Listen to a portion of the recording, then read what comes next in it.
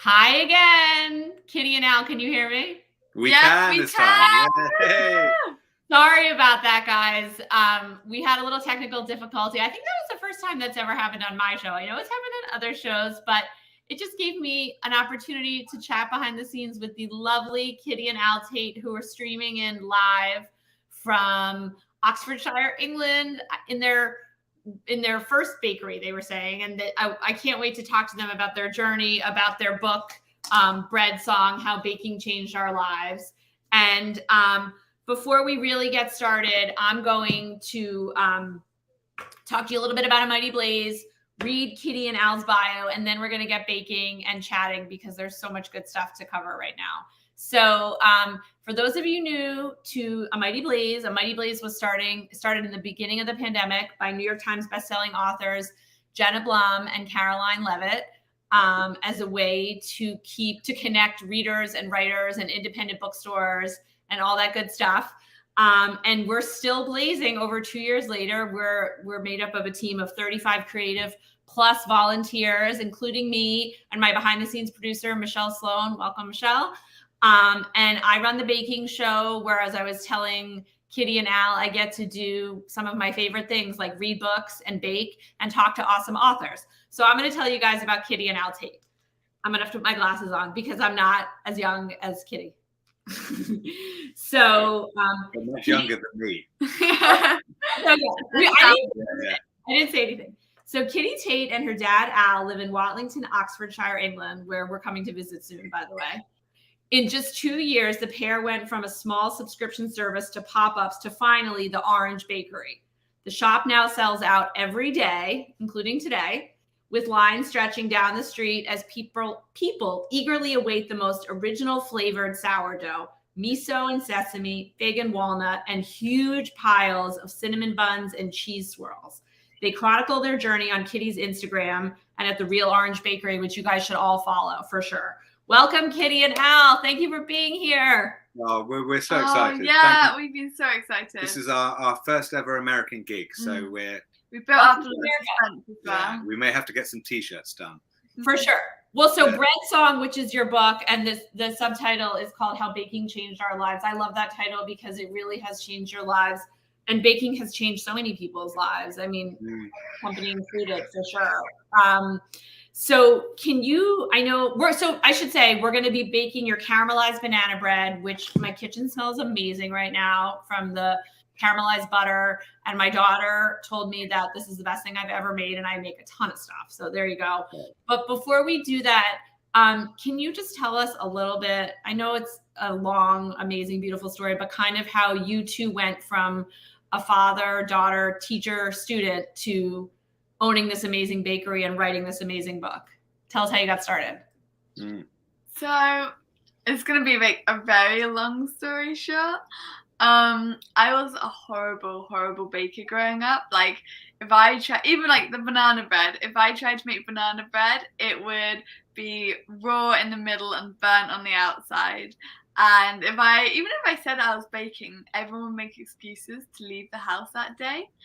But then when I was 14, I started to really struggle with my mental health. So I suddenly, almost out of nowhere, just became paralyzed with this anxiety and depression, and I couldn't go to school, I couldn't leave the house, sometimes I couldn't even leave my bed.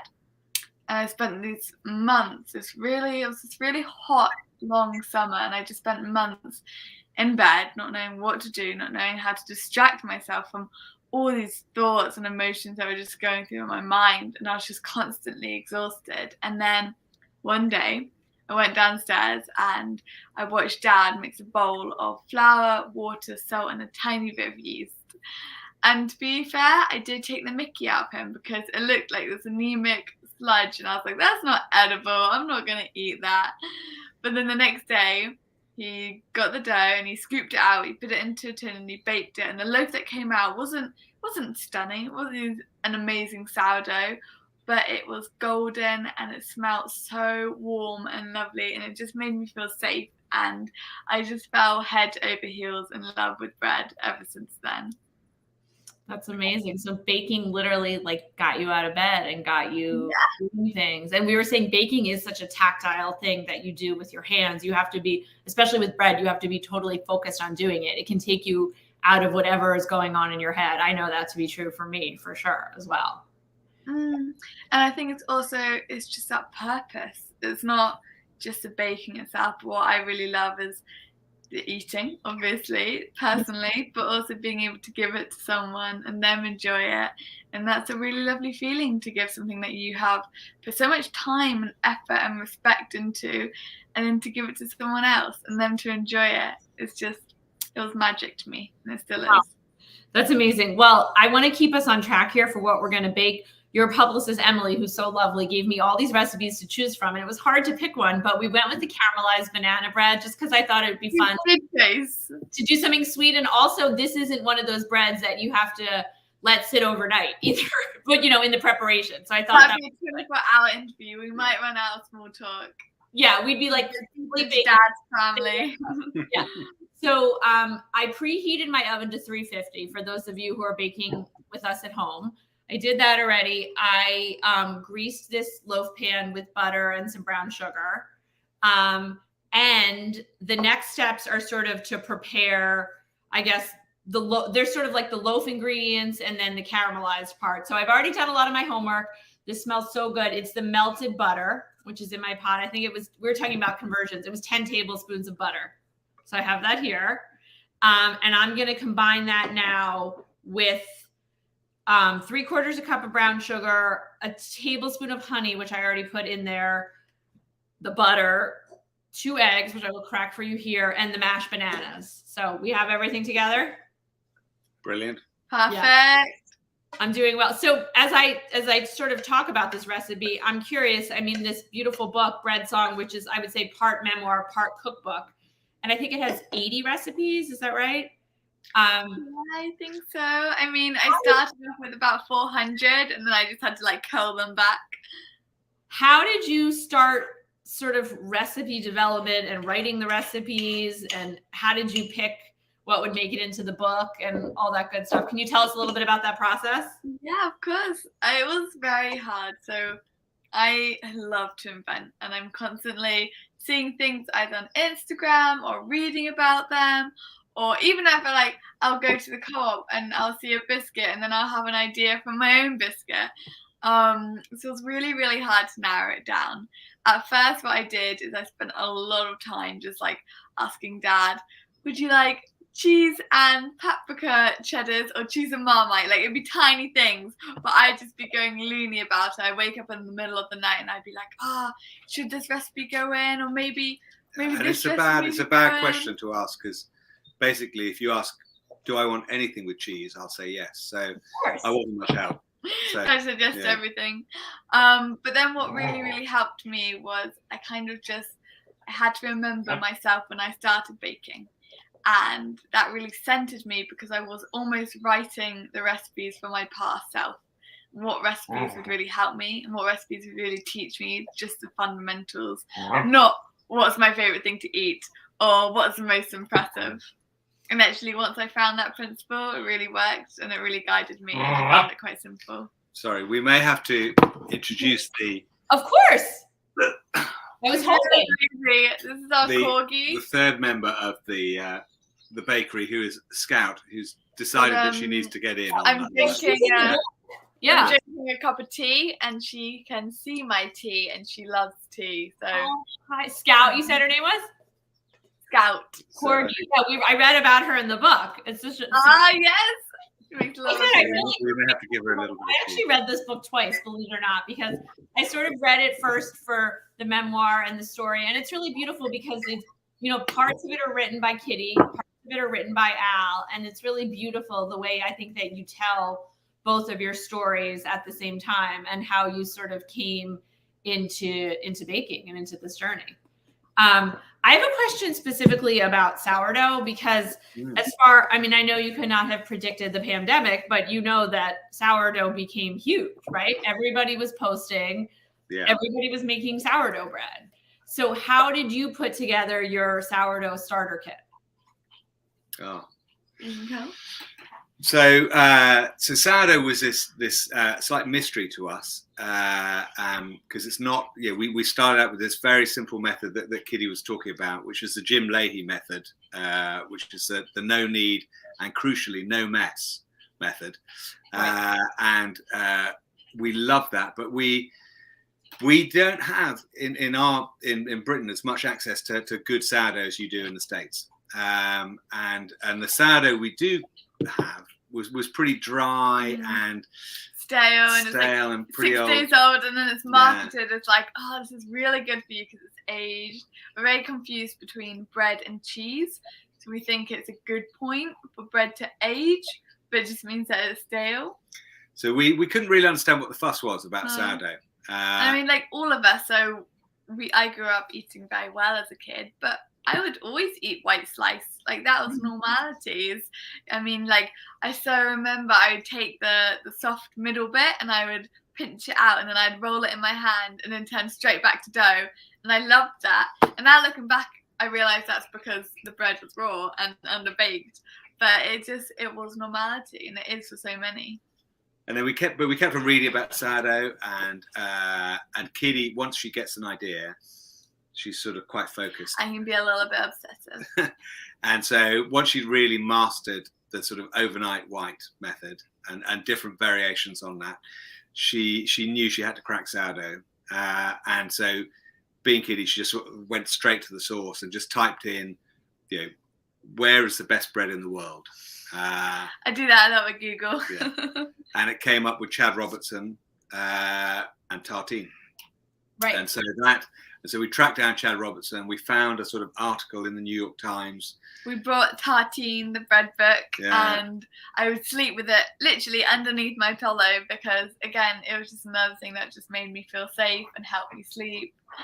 And then I managed to write to him. So I tracked down his address, which sounds slightly stalkerish. I think I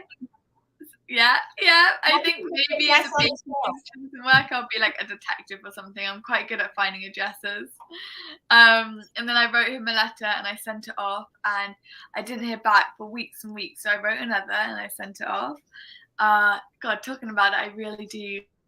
It do sound mad, but I was young, and then one day he followed me on Instagram, and that was it really. And then that really sparked everything, and I became like obsessed with reading everything I could, watching every YouTube video I could, learning about the mother, the starter, the flour. But we went through a lot of failures. A lot of slightly like just about edible loaves if you put enough butter on it, but really not, like frisbee. Yeah. Oh, we have a question coming up because I know you have so many. What is your favorite sourdough flavor? And you have some really cool ones in the book. I want to make the miso. Question. My favorite, which is probably what I'm gonna have for dinner, is a miso and sesame sourdough. So we get red miso paste and we smear it over the belly of the dough, and then we fold it in, and on the outside we cover it with sesame seeds. And when it's toasted, it's just so savory, and it's got this amazing umami, and the toasted sesame seeds and the crust are just amazing. So that's my favorite. We did an antipasta loaf once where we put in a charcuterie. Yeah, we put in. So we did some cheese, gherkins, so little cornichon and salami, all in one loaf, and that was brilliant. I think that was my favorite. Yeah. Speaking of mixing in, I have I'm going to move us along. I have what I mixed together already, the bananas and the honey and the eggs. And I'd already pre-mixed the flour with the salt, the cinnamon, the nutmeg. So I'm going to pour that in together. Yeah. Brilliant. Go for it. I'm doing okay. So yeah, I wanted to ask you too about the bakery, because I just saw on Instagram this morning and I put it on my story, which was that I know, in all the PR and stuff, it does say that you sell out regularly, but today or yesterday that you sold out in 75 minutes. Today. Normally we sell out within like 2 to 3 hours, but today we sold out in like 75 minutes, which I think is maybe like the quickest we've sold out. A record? It was. Yeah. Everybody went out to buy baked goods today? Yeah, it's one of those days. People woke up and they wanted a croissant, and we had croissants.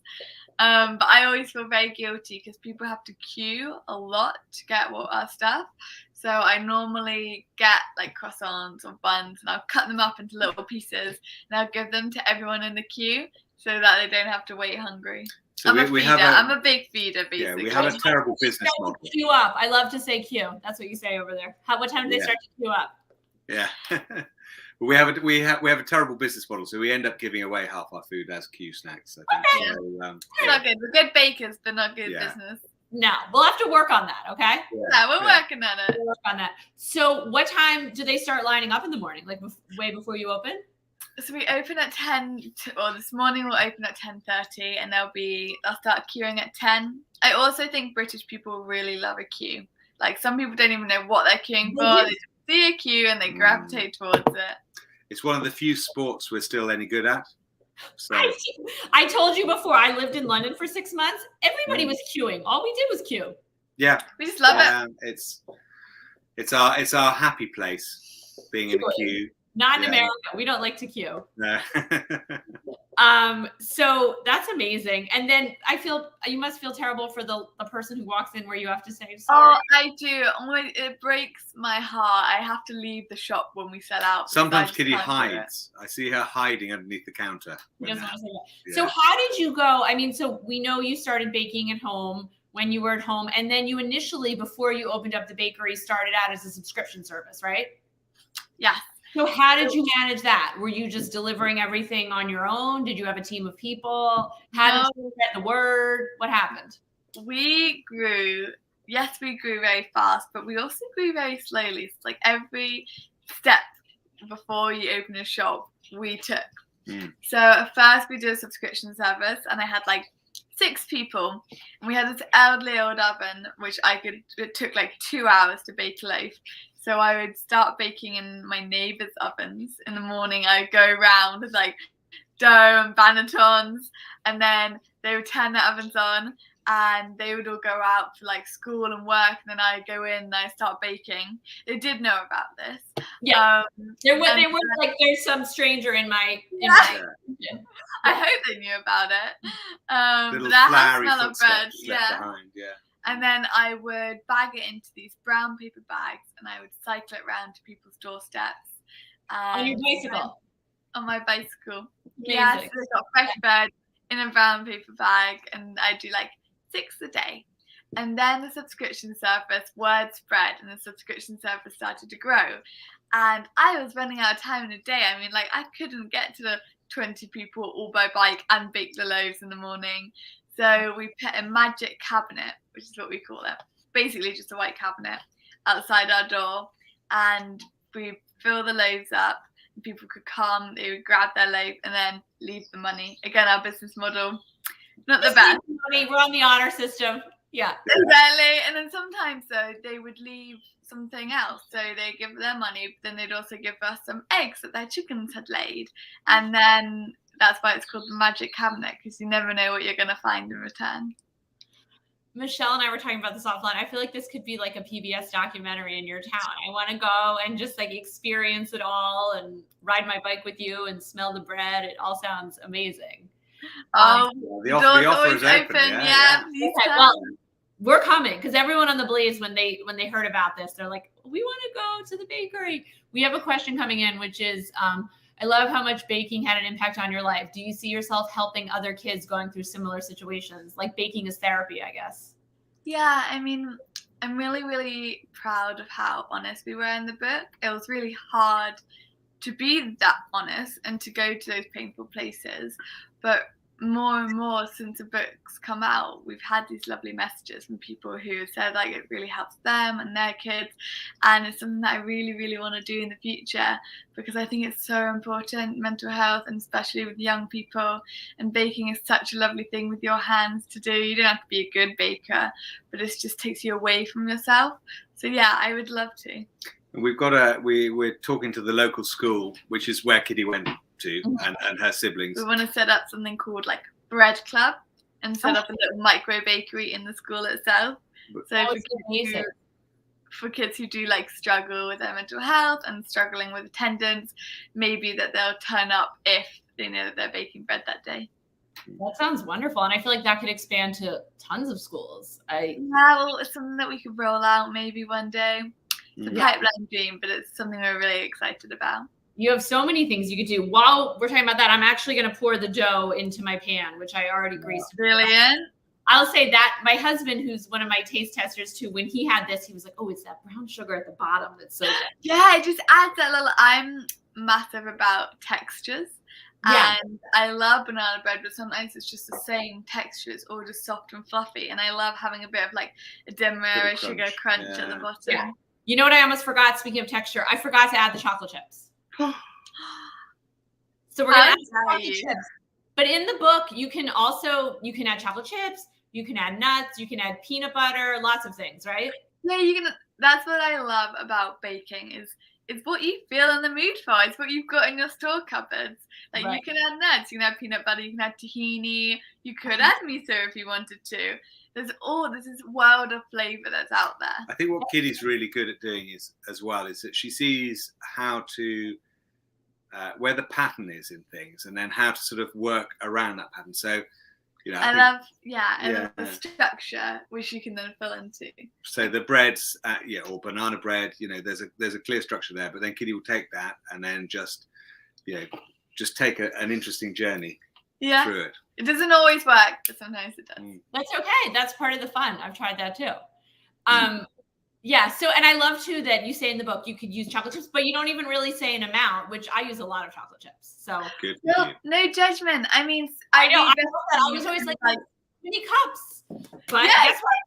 I'm putting a lot in cookies, and then I always just like subconsciously double the chocolate in every cookie recipe I make because that's how I like it. Yeah, and you could do semi-sweet, or I'm doing semi-sweet, but you could also do chunks or whatever. So my family's going to be really excited. They said to me this morning, "Are you making the banana bread?" I was like, "Yes, I am." So, because you do have a whole section in your book. I mean, and everyone should check out your book. It came out in the UK a month ago. You said almost a month ago, so about 3 weeks ago. And it was like 3 years ago. 3 years ago. And it will be available for sale in the US on May 24th, which is just in a few days. So you can pre-order it now on bookshop.org. And you can also, get your copy early next week, which I've just so enjoyed reading it. It's really been fun. Oh, thank you. This fits perfectly in here. And what we also add on top, which makes it extra special, is the caramelized banana, right? Yeah. So I made that. I'll make it, and then they'll never make it on top of the banana bread because I'll just eat it out of the pan. I know, you can do that. So the caramelized banana bread, or the caramelized part, it's just mashed bananas. I used honey, but I think you could use maple syrup too if you wanted to. Any sweetener and butter.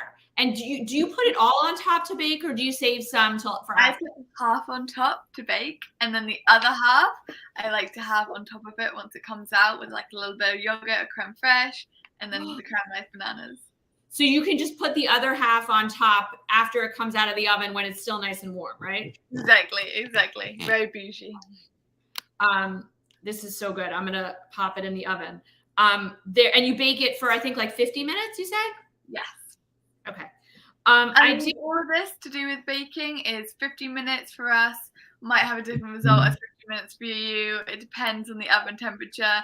So what I really tried to do when I was writing the recipes is base a lot of it on intuition. To tell people how they know when it's baked, when like the skewer comes out clean, instead of just saying this is how long and this is exactly what it needs to be.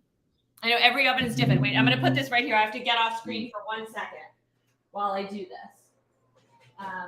So it's in there. Oh, it smells so good in here. So I'm so envious. I might try and fly over. Yeah. Well, I'll have to come over. Well, by then though. Let's pop over the pond. So the book is really divided into, it's a beautiful, I love how it's orange from the Orange Bakery. The first half is really the memoir part where it tells your story, right? Which is a beautiful story. And then the second part is recipes. And even with each recipe, there's like a little bit of a story in there. I want to just read you the quick story about, or sort of the description about the banana bread, which we're making. Hang on 1 second. I have it in my notes here. Here's what you say about banana bread, which I love it. And I have to get my glasses out again. Sorry about that. So this is from the book. We all know what happened with banana bread during lockdown. It went as big as Beyonce. It's simple, sweet, without being too indulgent, and a brilliant way to use up ripe bananas. You almost feel you're recycling when making it. That's true. But I always found banana bread to be quite dull and tried to jazz it up by adding anything and everything I could find in the cupboards. Among other experiments, there was peanut butter banana bread, cornflake banana bread, and Marmite banana bread. That one was not repeated. Then I remembered one of my favorite winter comfort foods, slices of ripe banana, shallow fried in brown butter and honey until crisp, golden, and caramelized. When added to the banana bread, the effect of these caramelized bananas is just like Beyonce, mesmerizing, and will make you want to twerk a little. I love that. Did you have fun writing the descriptions? If you read the book, I love metaphors and I also love analogies. So you also have to be quite a big Harry Potter fan because there's a lot of Harry Potter analogies in it too. Yeah, I just loved the descriptions. It was so much fun. We have a question coming in. Tell us about writing this book together. What was that like, father-daughter duo? Well, I mean, I think one of the really intriguing things that hopefully sort of comes through the book is how blurred the lines are between sort of father and daughter on so many levels. Essentially, we're a father and daughter, but Kitty is by far the better baker than I am. I'm so glad this is on YouTube. I am very good at washing up, and we bring different strengths to it. But I'm constantly learning from Kitty, and she learns a little bit from me. And so with the book, it was just another dimension to exploring how sort of father-daughter bit could work. I'm quite good at getting things done. So I wrote the sort of first draft of what I remember, and then I would read. Well, Katie, my wife, who's a sort of really important part of the whole process, would read it to Kitty, and then Kitty would have a think, and then almost write back like a pen pal how she saw things and how she felt at the time, and it developed in this sort of to and fro way, and then Katie was amazing at sort of stitching everything together. So that's Dad's very self-deprecating version. Dad's an amazing writer. Like, he's just brilliant, and it's just one of his many talents. So alongside the washing up. Listen, very important. Very important. Oh, well, the crumble about it. You must come by naturally too, because you're a teacher as well, right? Or a teacher by training. Yeah. Sorry, what were you to say about your dad? I'm sorry, I was just bring up the teacher. Oh no, I was just saying that it was so nice to write together because, I mean, like you said, we have this very multi-dimensional relationship. I mean, like, we write together and we bake together and we're father and daughter, but we're also business partners and we're also best friends, and we've got all these other sides to us. So the book actually was a really lovely driving thing. instructor. And, I'm doing that with my daughter right now. Okay, yeah. I mean, like, we could do a bakery. I think it's the driving that's going to break us. Yeah. I could see that. That might break me too. Yeah. I love hearing that. My dad and I are a little bit of a team in many ways. He sometimes calls me boss because, like, in some ways he's in charge, but in most of the ways I'm in charge. So it is. Yeah, okay. People always ask, like, what's the dynamic? And I'm like, I'm the boss. Yeah. My dad just tells that to people. This is my boss. Yeah. So we're wondering also, how did the recipe development go? Like, that whole part of the process? Because I feel like you're baking for your bakery, but then you're baking to put recipes in a book, right? Yeah, and you have to really, because I am very much an intuition baker. So I never measure. I just throw things in and I'm like, that looks good, or maybe a bit more flour. So I had to get really precise about amounts and measurements. But I was really lucky because I had two godparents who, one was a great baker, one was not so much a great baker. And it meant that I could send off these recipes and they could try them. And when the not so good baker one came back and it actually looked good, I knew that the recipe was good. Yeah, it's interesting because we talk a little bit about this show about baking as a science, whereas baking versus cooking, right? Baking is more of an exact science where you do need measurements. So I can see how that could be like a little bit of an issue when you're trying to write a book and you're just saying, oh, a bit of this, a bit of that, right? You need to really. Yeah, definitely. You definitely need to write it down. So I was starting to get to the recipes in your book. So they're divided up into different parts. You have sort of your sourdough, which is a big part. And then you have sweetbreads, which I love the sweetbreads. I want to try to make your croissants and all that good stuff. Oh, they're definitely the hardest thing, but actually it's really nice. A lot of people have been sending me their their variations on my recipes, and lots of people have made the croissants and they've worked. So sometimes they look better than mine, and I'm like, oh, okay, that's I think fine. a big thing for Kitty was sort of demythologizing baking, and a lot of baking can seem, particularly something like croissanterie, can seem so intimidating. And it is a great art, an amazing art, getting it absolutely right. But Kitty's managed to sort of convey how she has done it and how you can do it. That's quite empowering. It works. Yeah. I bet you feel very accomplished after that, for sure. And you also have in there, you have a recipe for bagels, which I want to try, and also for challah, which I loved because back in the fall, I had a lovely baker and author named Beth Riccanati who wrote a book called Braided, all about how making challahs kind of changed her life. She's a medical doctor who started making challahs. So that was really interesting too. I want to try your challah recipe too because I love challah. Amazing. We love challah. Yeah, we started adding jalapeno and cheese to some of the challahs, and it's so good because the jalapeno is sweet and salty and spicy, and then the challah is just so soft and also for me, neither of my girls would let me plait their hair. So it's not that we wouldn't let you, it's just that we were scared a little bit. So I now get to plait something. So it gives you good practice in braiding. Absolutely. We want to know also what kind of plans do you have for a book tour? I know you said this is your first US event that we're streaming in from. What have you been doing? Have you been doing virtual, in person, a little bit of both? So we've done a little bit of both, actually. We've been to bookstores, and everywhere we go, we try and go to bakeries at the same time. So we went to Bristol, and we went to Bath, and we did like a carb crawl around both. And then we did a evening where we were talking about the book. And then we've done a couple like English podcasts, and we're just loving it. I mean, it feels very surreal. But the American book tour.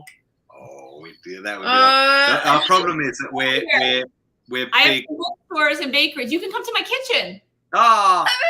See, our problem is that we're big bread fans. We're bread geeks. Yeah, so we just love bread. So American book tour would be absolutely lethal for us, but we'd love it. We would love it. Yeah. We just roll home. Yeah.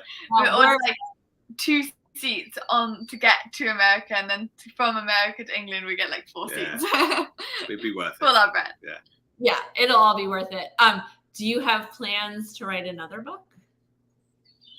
I would love to. I would. I mean, I just have so many more recipes I want to share with people, and I have so much. I think what's really nice is like the book is out and it's great, but we're already almost writing our second story now. So we had a brief chat before we came on air, didn't we, about where the bakery might go, and we talked a little bit about the project in schools. We've got a possible project with the local prison, setting up a micro bakery as well there, because we had a prisoner who came and worked with us, and that was really good. And Kitty's got a few really interesting ideas at the moment that she's exploring. So I think we just want to see where some of these ideas take us. We have about 10 ideas every day, and some of them are great, some of them are not so, but we're just seeing where they take us. When you said that just reminded me, my cousin years ago, I think it must have been 20 years ago, she wrote an article for the New York Times about gardeners going into prisons and teaching prisoners how to garden. And it was turned into then a book was made about it, that it was turned into a film with, I think, Clive. Wow. I think it was called Green Thumb, something like that. So anyway, you could do that. You'll let us know when the movie comes out. We can be extra. It'll all be good. No, there's so much you could do with baking, because I mean, the whole point, like you said, baking changed your life. It sort of is like a meditative, rehabilitative thing. And I think for people watching this show, for me who hosts the show, having kids too in the beginning of the pandemic, and we were all stuck at home and nervous and anxious and we didn't know what to do, we just started baking, and it really does.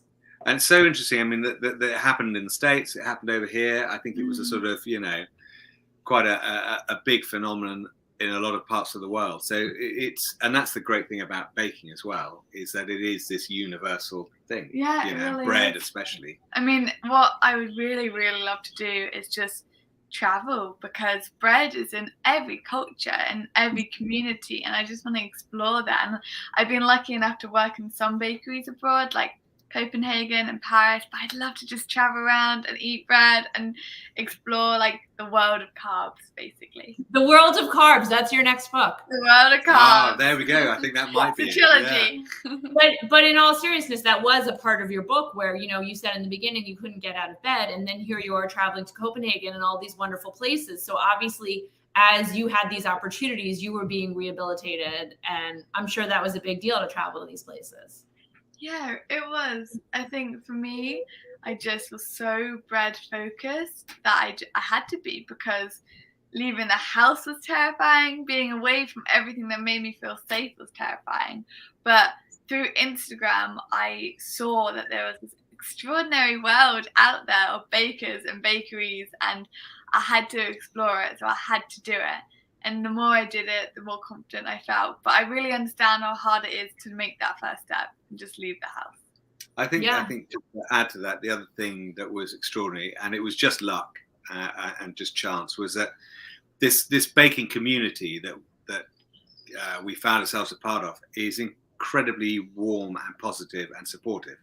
So to them, Kitty wasn't this 15-year-old girl; she was a baker. And a really good baker, and that's how they interacted with her. And they're incredibly generous with their time and their support and their insights, and just generous, full stop. So it's, of all the worlds to find ourselves in, it was a very, very positive one. It is amazing. As you just said, our producer said, sounds like the book world. It's true. I mean, my Instagram is such a happy place because it's books and baking. So it's so much fun, and everybody is it's the best. I'm always happy when I look at Instagram. I love following your stuff on Instagram. It's really, really fun.